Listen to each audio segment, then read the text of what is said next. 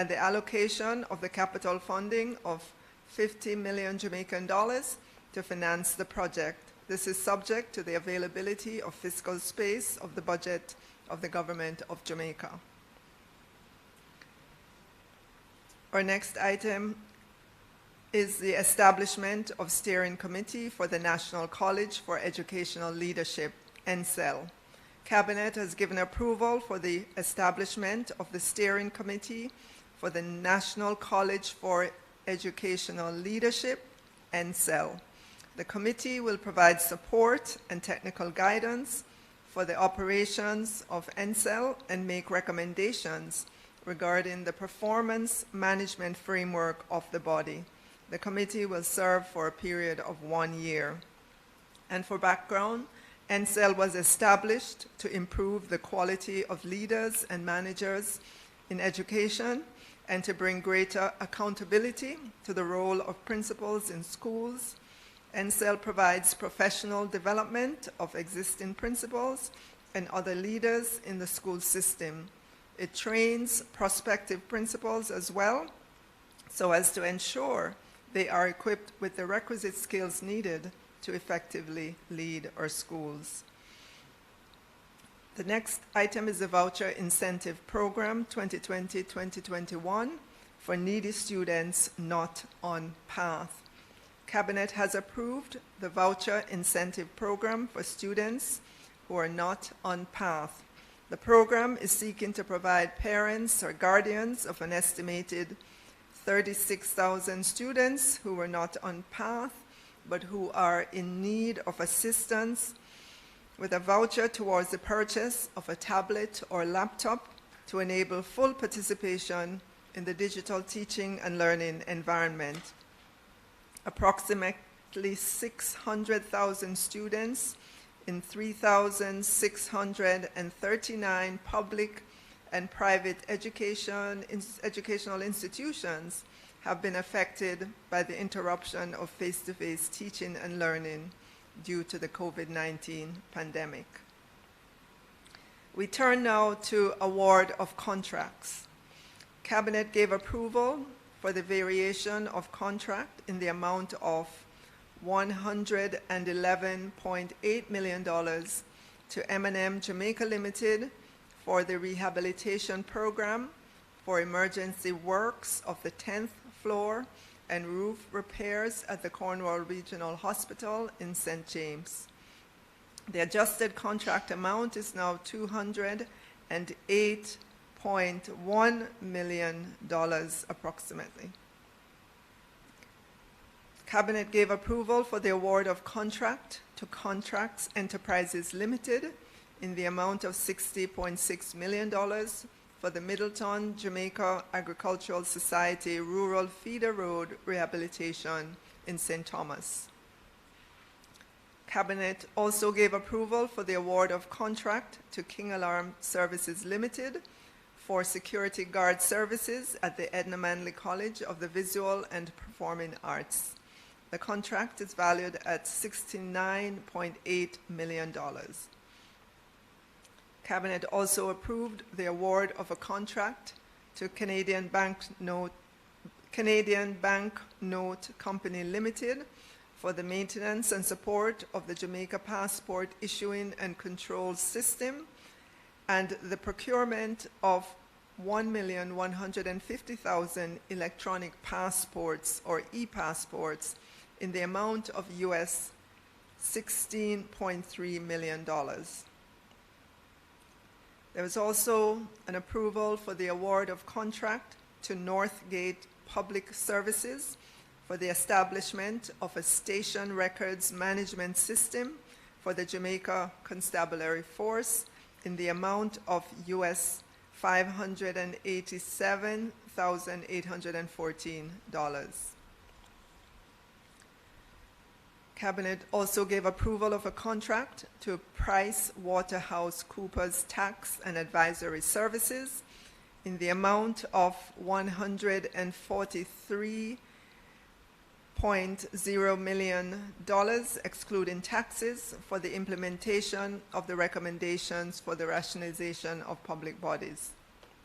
Cabinet also gave approval of a contract to Modern Investigation and Security Company in the amount of $125.7 million for the provision of private security guard services at the National Health Fund facilities for a period of 2 years.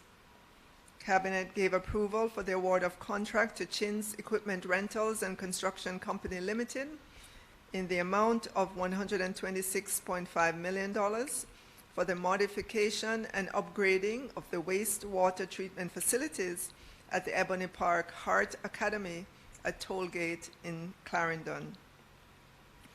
Cabinet gave approval for the award of contract to YP Seaton and Associates Company Limited in the amount of US $792,037.25 for the replacement of the redundant emergency power generation at eGov Jamaica Limited.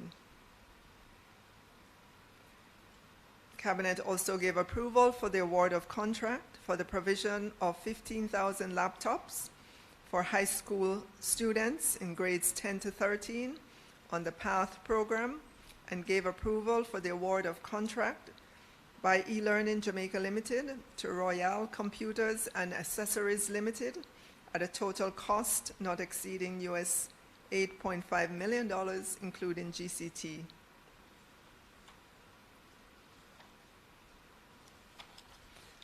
Turning now to item 8, ratification of the Treaty on the Prohibition of Nuclear Weapons. Cabinet ratified the approval given by the Prime Minister for Jamaica's ratification of the Treaty on the Prohibition of Nuclear Weapons. Jamaica participated in the first and second substantive sessions of the United Nations Conference to negotiate a legally binding instrument to prohibit nuclear weapons leading towards their total elimination. Jamaica had voted to support the adoption of the treaty in July 2017 and was among the first CARICOM member states to sign the treaty on December 8, 2017. The treaty stipulated that 50 ratifications were required for it to enter into force.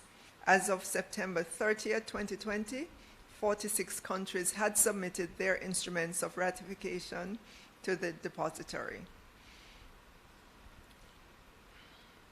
Our next item is the divestment of Silver Sands Estates Limited. Cabinet gave approval for the divestment of the assets of Silver Sands Estates Limited in Trelawney. This will be done by the transfer of the real estate assets of Silver Sands Estates Limited to the Silver Sands Cottage Owners Association. This includes those properties which form part of the common areas in the Silver Sands development, subject to the review of the Attorney General's chambers. The divestment also includes sale of the underdeveloped lots and villas on the open market, and the establishment of a formula or scheme which would reserve properties to be sold to public servants. This transaction also includes leasing of the clubhouse, marine park, and jetty to Silver Sands Cottage Owners Association, and the transfer of the shares of Harmonization Limited in Silver Sands Estate Limited to Silver Sands Cottage Owners Association at the expiration of the proposed lease of the clubhouse and the sale of all the remaining assets of Silver Sands Estates Limited. In the event that the proposed lease does not materialize, then the clubhouse, together with the remaining assets, would be offered for sale on the open market or transferred to Harmonization Limited, a government-owned company. And finally, final item, approval for sale of land owned by the NWC at Colbeck Plantation in St. Catherine to the National Housing Trust. The Cabinet gave approval for the sale of 20.03 hectares or 49.5 acres of land owned by the National Water Commission to the National Housing Trust in the amount of $140 million. The sale of the land would complement lands already owned by the NHT for housing development.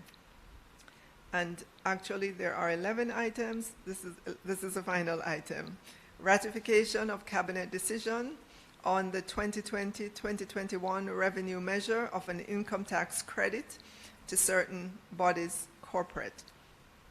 Cabinet ratified a decision in March of this year which approved the revenue measures for the 2020-2021 financial year, including the implementation of an income tax credit of $375 for companies with revenues or sales equal to or less than $500 million annually, with effect from the year of assessment, which is 2020. This special income tax credit must be utilized in the current year. There are between 8,000 to 10,000 registered small businesses in Jamaica for whom this credit would probably be applicable.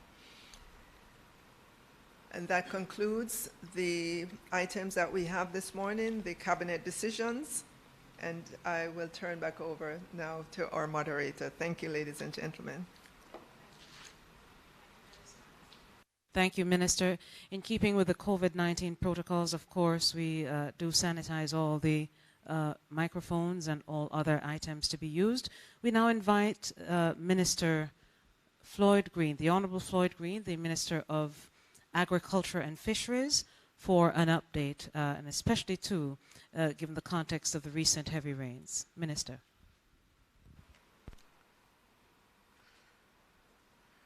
Thank you very much, Naomi. Minister of Education, Youth and Information, Minister Favour Williams, State Minister Robert Nestor Morgan, other specially invited guests, Mr. Stephen Shaw, PS Grace McLean, those of you who are joining us on Zoom, members of the media. I'm very, very happy to be here, and let me start by saying Happy Eat Jamaica Day. If you don't know, today is Eat Jamaica Day, and I hope you think about that in every meal that you consume today. I'm going to speak a little bit about our modernization of the agricultural sector program. Then I'll tell you a little bit about our emergency relief program for farmers affected by the recent rainfall, and we will speak about the state of our food supply chain for the Christmas period. And I guarantee you I'll try to do this as quickly as possible. As you would have heard from Minister Williams, we're very happy that Cabinet has approved the modernization of the agricultural sector program, which is a 5-year project that will be executed by the Ministry of Agriculture and Fisheries and will be financed by a US $25 million loan from the Inter-American Development Bank. As the name suggests, this project is really going to be the pillar upon which we stand in the Ministry of Agriculture and Fisheries and our drive to modernize agriculture. The objective is to increase agricultural productivity and to increase income to our beneficiary smallholder farmers. We're going to be focusing a lot on agricultural health and food safety and how can we strengthen and develop local and export market linkages. The project is structured around 2 main components. Component 1 will focus on agricultural health and food safety, and component 2 will focus on public agricultural infrastructure and services for public-private partnerships. We are looking through our modernization program to establish an effective funding mechanism which is aimed at supporting agricultural value chains and in particular the inclusion of small and medium-sized enterprises to the overall production and commercial supply chains. We're going to be working in partnership with established anchor firms with the ultimate goal to improve the income of our small farmers and improve information in relation to market access, improve productivity, improve storage, and improve commercial capacities. This is under a framework of public-private partnership with the Government of Jamaica providing non-reimbursable funding under a cost-sharing arrangement between the modernization of the agricultural sector program and beneficiary SMEs and anchor firms through counterpart funding. The program will run for 5 years, 60 months. And just to tell you some of the direct outcomes that we expect at the end of the program, we're definitely going to strengthen our plant pest surveillance unit. We are seeing more plant pests, and we're looking to strengthen the unit. We're going to be looking at our plant protection unit of the Research and Development Division. We're going to be providing more equipment, providing more staff. We're going to be looking at our plant health information system that will be developed. We're going to renovate our export complexes at the Montego Bay and the Kingston Airport. Again, this is tied to ensuring that we fulfill the requirements for our produce to leave Jamaica. We're going to be doing crop surveys. We're going to be working with farmers to look at integrated pest management. We're going to train our farmers in pesticide safety and how can they use ICT in dispensing their pesticides. We're also going to be strengthening our veterinary service division. We're going to work on equipping our veterinary diagnostic lab and our residue lab. We're going to be looking outside of Kingston. We're going to be strengthening our offices in Manchester, Clarendon, St. Elizabeth, and Falmouth. We're also going to be training our livestock farmers. We want to ensure that they are GAP certified. We're going to be putting in place an early detection and early response mechanism, especially in relation to weather events. And we're going to be studying the agricultural health system. Importantly, one of the main takeaways from our modernization program is our AgriParks master plan, and a national public-private partnership strategy will be developed for our agricultural sector. We're going to be looking at how can we finance our agricultural supply chains through a competitive mechanism, and how can we ensure that we construct the public infrastructure needed through public-private partnership. Finally, we'll be looking at climate-smart matching grants and programs that are helping our farmers to be climate resilient.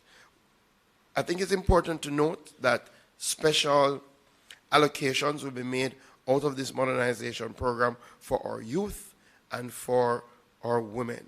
It's very, very important that we incorporate our youth and our women in the modernization of agriculture. And I said finally already, but finally, we will be monitoring and evaluating the impact of this program. We will be doing an environmental and social analysis, and as we have said, we'll be working with the IDB on this project. So very, very excited that we will have the funding to really see to the modernization of our agricultural sector. The other two issues you would have heard through my presentation in Parliament, what has happened in relation to our farmers and the recent bouts of rain. Some 14,000 farmers have been impacted. The total economic loss is about $2.5 billion, affecting about 3,000 hectares of agricultural land. We have provided a response. Our initial response is $646.9 million, and that is in relation of emergency relief. We have looked at our budget. We have reallocated some of our funds. And just to give you a breakdown in relation to the emergency relief that we will be providing, we are providing about $200 million to treat with our infrastructure. So we've identified 17 farm roads that we will be doing across the most hard-hit parishes at about $111 million. And then we have identified $100 million that we're going to be doing some maintenance work on farm roads that have suffered significant damage. We will be providing support through planting items, inputs. We're going to be doing seedlings and other planting inputs to about $200 million. We have earmarked $40 million to help refurbish greenhouses and also to refurbish catchment facilities. We're putting $95 million to help our farmers in relation to insecticides, fungicides, and we'll be doing $30 million in relation to fertilizers. Now, the methodology to get these items to the farmers will be a mixed methodology. The majority of the funds will be run through RADA with support from the JAS. We have also brought in our members of parliament.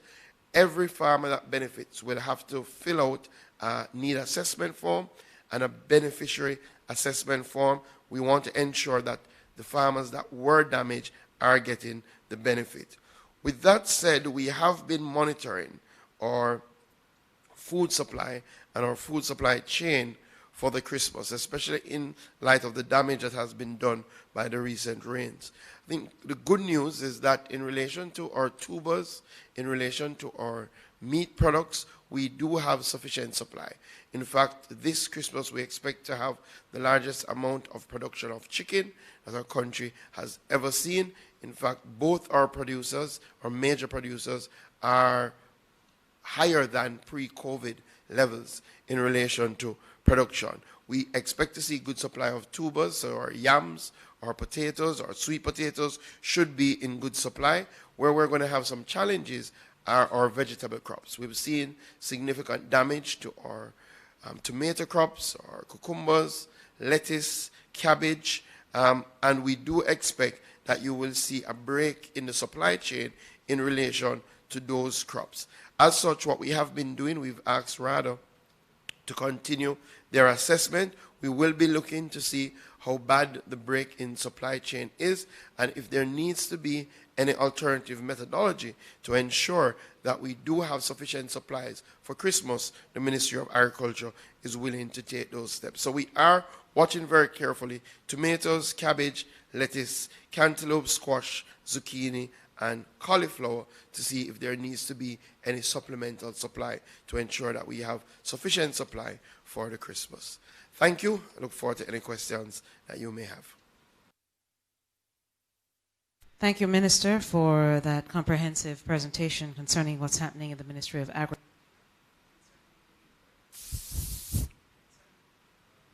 And certainly giving an update concerning food supply for the festive season. Finally, in terms of main presentations, may I invite then Mr. Stephen Shaw, the Manager of Communication and Customer Service at the National Works Agency, to make a brief presentation. As you know, members of the media, ladies and gentlemen, the Prime Minister has announced a $1 billion project to deal with road patching, beautification, and drain cleaning. This will be administered through the National Works Agency, and so Mr. Shaw will update us. Thank you, Chair.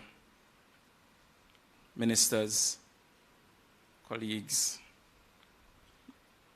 persons in Cyberland, good morning.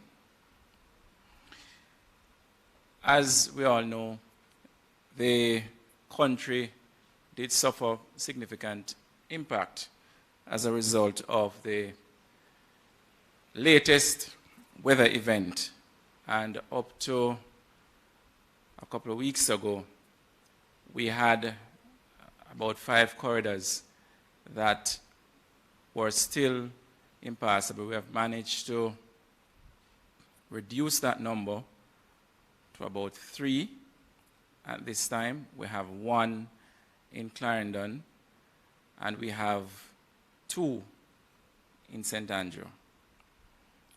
The 2 in St. Andrew, the chief one would be Gordontown Road, and that one persons would have been calling us at the agency. They would have been calling the Member of Parliament and literally looking to the government for a fix. Our response has been twofold. We maintain that persons ought to use the corridor through Silver Hill Gap, section Newcastle. That's the alternative, the official alternative, because we have closed Gordontown Road. We have seen where persons are using it. It is extremely dangerous.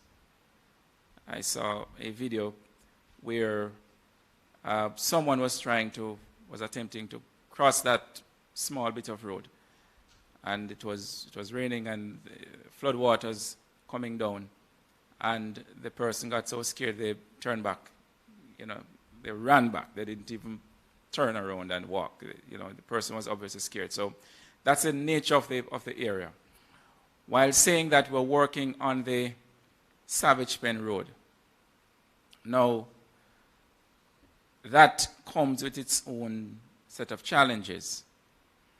We have had to be doing what we don't usually do when we're doing these kinds of activities, what is referred to as double handling. The material that we're using to first, as a precursor to the base being laid, we're using shingle, because what is there now is just earth, just dirt. So we're shingling the area, and after that, the intention is to put base material and then a final surface. We've had to be doing double handling with the shingle because of the topography. It's quite hilly, it's very steep. I myself drove along that road last week. It's not for the faint of heart. Other persons I saw there driving it, including persons going to the market. So it is drivable. It's not that it isn't. But it will certainly, it's not going to be a corridor that we expect Minister Green, a market truck, to be using. So we're not going to be saying that persons coming from the hills of Mavis Bank and so on, laden with goods to the market, they should use it. No, I would suggest that they continue using the road from Silver Hill Gap section. We know it is long, but it is a safer road. While doing that, we are also working to have the permanent works done at Gordon Town. Our engineers have been hard at work. I did say publicly that we're looking at two options. One, to put in a retaining structure, and the Prime Minister has also asked us to look at the possibility of realigning that section of road. And so the two things are happening at the same time. As to which one will be implemented, I am not sure at this moment. It is for us to look at the numbers, and the government certainly will make the appropriate decision as to whether we will go with realigning that section of road or to build a retaining structure. I'm told that a retaining structure can be built there. So it is not that the area is deep, it's about 80 meters down, but it can be done based on what the engineers have said. So as it relates to our response, we know that there are many roads out there that are in need of some attention. The Prime Minister did mention the 1 billion program. Outside of that, we do have our quarterly routine maintenance patching activities, and we are also moving forward with that. So there are going to be kind of two bites of the cherry, if I may refer to it as that. We have our third quarter routine patching activities, and persons in Kingston, for example, who may see patching activities taking place, that's part of the third quarter patching works. It's not the program that the Prime Minister announced last week kicking in just yet, so that is to come. So we're going to be running both things as we push to try and make persons a bit more comfortable when they are moving around the island. And where are we? I mean, the Bull Bay Main Road, the road from Porus leading to Denby roundabout, many others are out there that are in need of attention, and we are committing to give attention to these corridors. Spanish Town Road, I get calls regularly. Up to last night, somebody called me late in the evening complaining about it. We are aware, and we are working to have these things treated with as quickly as possible. Thank you. Thank you so much, Stephen Shaw of the National Works Agency, as a resource person here at our post-cabinet media briefing, just giving us an update in terms of the clearing of roadways and certainly patching activities. May I now re-invite the ministers, along with the State Minister, Robert Nesta Morgan, and Mr. Shaw, to just stand at the front as we field questions from members of the media. And so, ladies and gentlemen of the media, it's now your time to indicate whether or not you are having questions for us. We ask, though, that you do turn on your camera as well as, or put a photograph up so we are able to see as well, because this is being streamed live. And so we ask that you now indicate whether or not you have questions. I believe I see Mr. Paul Clark from the Gleaner Company who has a question. Paul, may I ask that you turn on your camera or put a picture up, and certainly unmute your mic, and then we'll be able to speak with you. I also recognize as the next person to ask a question, Mr. Keys, Javon Keys from RJR. Paul?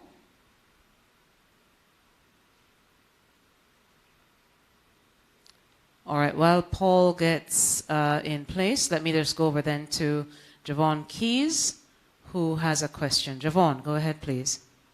Good morning, everyone. So I have 3 questions for Minister Williams. My first question is with regards to the OYOD program and the website. Now, there have been complaints about persons who don't have email addresses not being able to complete this form. Would the ministry be willing to consider then changing how the website operates to ensure that persons without email addresses may still be able to complete the forms? My second question is regarding PEP. Now, the diagnostic tests would have been conducted a few weeks ago, and that would have determined, based on what you would have said in Parliament a few weeks ago, the way forward for PEP. What are the assessments showing, and has the ministry determined the direction for the PEP examinations as to how it will be administered and when it will be administered? And finally, you would have also indicated, Minister, that the tablets, not all 40,000 tablets for the PATH students would have been in the island last month. Could you give us an update as to the status of that? Have all the tablets been received? And if not, when will all of them be in the island? Okay, thank you very much for those questions. I'll start with your last one in terms of the tablets. E-learning, which is the entity that's responsible for the entire process of procurement and delivering these tablets, would have delivered 34,000 tablets. They still await 6,000. As soon as those are received, then we will begin that distribution as well. We expect that we will be receiving those before the end of this year. With regards to the OYOD, Own Your Own Device program, your question with regards to the email. The email is a requirement because we will be issuing the e-vouchers to the email, and that is what the parent or guardian would be able to take to the selected vendor in order to complete the transaction. What we have said is for those, an email is easy to create, but for those persons who do not have one, we're suggesting that you use a family member, use the email of a family member, and you'll be able to access the incentive that way as well, because it will be validated when you go to the vendor. And then for the questions on the diagnostic test and PEP, I'm going to ask our Chief Education Officer, who is online, if she could come on and take that question or those sets of questions. Good morning, Minister. Good morning, team members. Good morning to our listeners on Zoom. Thank you, Minister, for that intervention as it relates to the other questions. As it relates to PEP, Mr. Javon Keys, we have done the pre-diagnostic tests. We have also presented the information to our minister. We have the next level of activity as it relates to the PEP is to have the National Committee Oversight PEP Committee meet tomorrow. That meeting is set for 10 o'clock tomorrow with the committee, which consists of a number of key stakeholders. We will present the outcome of the diagnostic test and the proposal for PEP going forward for further deliberation with the key stakeholders. And then our minister will ratify, and that information will be shared with our schools and parents. So we are very advanced in the process, and a proposal has been developed, has been reviewed already by our Minister and Permanent Secretary, and we are now in the stage of discussion with the stakeholders and the National PEP Supervisory Committee, and then post that exercise, the complete information will be shared with our stakeholders.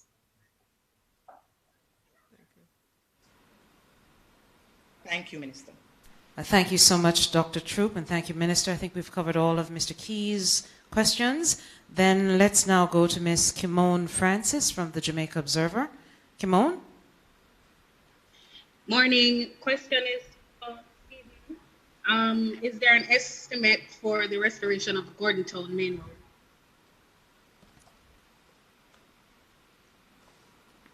Sorry. As I said earlier, we are still looking at the two different iterations, one for a retaining wall and the other for realignment. We have not yet reached the stage where we have developed what is referred to as a bill of quantities, and it is the BQ for short that will then inform us as to what the likely cost will be. I say likely cost because it is highly likely that we will go the route of a tender process, and we may come up with an indicative cost, but when it is tendered, the cost could be lower or higher depending on how the bids go. Thank you so much. I do have, I'm not sure, there are some persons who may be having an issue from the media with Zoom. I do have a question, Minister, for Minister Green concerning food security for the Christmas season. You spoke, Minister, the editor is asking, you spoke primarily to food crops, those which are planted. What about livestock, poultry? So our poultry industry is in good stead for the Christmas season. As I would have said, our two main producers are producing above what they produced last year. So we definitely will be food secure in relation to poultry meat. We do have sufficient supply of pork pigs, and we do have good supply of another popular thing at Christmas time, which is goat meat. So in relation to livestock, we are in good stead, and in relation to tubers, we're in good stead. Our only challenges are really around our vegetable lines. Thank you once again, Minister. Again, I think we had just a slight delay this morning because of some internet trouble, so I'll appease those editors who are not quite signed on to Zoom. I have another one. This is from the Nationwide editor, who's asking, it's clear the government attempted a delicate balancing act regarding the restrictions for the holidays, but how will the authorities prevent mass gatherings during Grand Market in particular? I believe Minister Morgan will be able to at least speak to some of the considerations and again appeal to persons to follow the protocols for the holiday season concerning COVID-19. Minister Morgan. Good morning, everyone. I think we first have to acknowledge that COVID is a crisis that impacts every single Jamaican. And the actions of every single Jamaican will determine whether we are successful or whether we'll have more challenges come January. We would have been privileged to listen to both the Prime Minister and the Leader of the Opposition, who agreed with the protocols and procedures and compromises that were made. And we also got the benefit of the opinion of the Jamaica Manufacturers and Exporters Association head, Mr. Pandoy, who also agreed. The fact of the matter is the government will not be able to police everybody's home. But we have to acknowledge the reality that if we do not ascribe to the protocols, the risks are very significant. The risk in terms of stresses on our health system, the risk in terms of our children not being able to return to school in January for more face-to-face, the risk in terms of more damage to the economy by, we saw the CDC's ranking of Jamaica as number 4.